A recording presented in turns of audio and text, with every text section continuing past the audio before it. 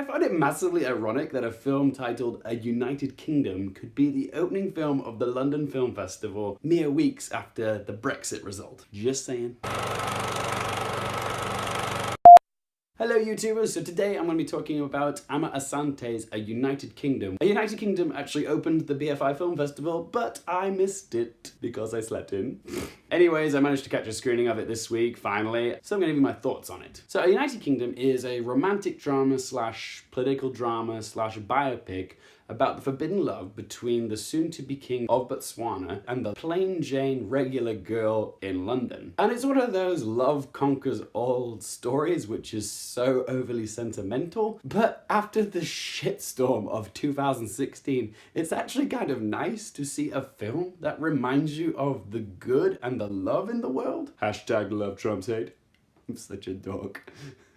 So the film is set in 1940s London, and the character Circe, played by David Oyelowo, is completing his education at university, and one night at a social, he meets this girl, Ruth, played by Rosamund Pike, who is just a girl who works in insurance, and the two of them just meet and fall in love really quickly. It's just a love at first sight sort of romance. And in a film that is all about unbreakable love, it's really important that the two romantic leads feel genuinely believable, and Rosamund Pike and David Oyelowo give amazing performances here. You can really sense the chemistry between the two of them. So you do believe that the romance is genuinely there, but one of my issues with this film is that the romance does feel a little bit rushed at the beginning. It's almost like the romance is put on fast forward to, you know, move the story along, which I understand because this is quite a long film, and I understand why Asante had to cut some corners. But when the film is centered around this unbroken sense of love between the two of them, it needs to take its time, and this one just sort of was a bit rushed. It's not a fatal flaw, but it did detract from the film a little bit. So after Circe finishes his education, he needs to go back to Africa so he can start being groomed to take over from his uncle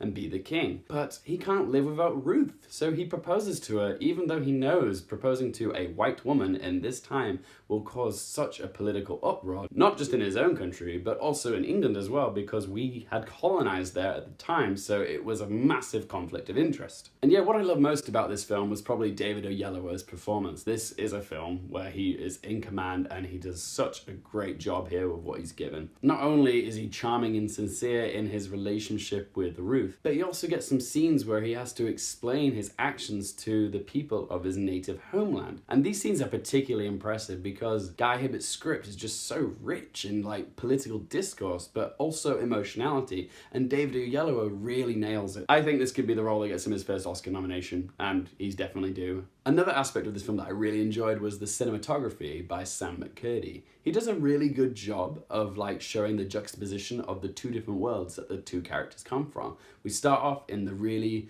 cold, greyish blue world of London, and then when the characters move to Africa, we switch that sort of hot, scorched orange. It goes to show just how different the two worlds these characters have come from. But you know, the fact that they've come together despite these differences, it shows that their love is genuine. So let's talk about some of the things that I didn't love. Like I said before, this is a film that's so overly sentimental that it does feel a little bit cheesy in places. And even though this film's content feels like it should be stuff that needs to be seen, it doesn't really get to soar to the heights that it should do. It's got really important topics like the history of apartheid and also the forbidden love in the face of adversity, but they aren't as gritty as they should be. It just all feels a little bit too shiny. So in the end, guys, I will say I really did enjoy A United Kingdom. It was an engaging story and very well acted by David Oyelowo and Rosamund Pike. Despite being a little shiny on the topics it was addressing and the pacing being a bit sluggish in places, it still packs an emotional punch, and I really did enjoy it. Guys, I'm going to give A United Kingdom a 7 out of 10. Thanks so much for watching, guys. For more things related to movies, TV, and popcorn culture, I'm Hearfield, and I'll see you next time.